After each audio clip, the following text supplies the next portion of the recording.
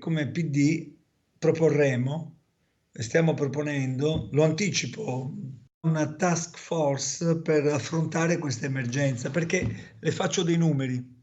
In Veneto mancano almeno 1500 medici negli ospedali, mancano almeno 500 medici nei distretti, nei dipartimenti di prevenzione e mancano circa 500 medici di famiglia, tanto che ormai l'8% dei veneti deve fare a meno dei medici di famiglia. Snocciola i dati di quella che definisce una vera e propria emergenza Andrea Martella, segretario veneto dei Dem, che allo stesso tempo annuncia un contropiano per la sanità a poche settimane dal documento in 7 punti presentato per l'autonomia del Veneto, che ha aperto un nuovo fronte politico. C'è un problema di medici, c'è un problema di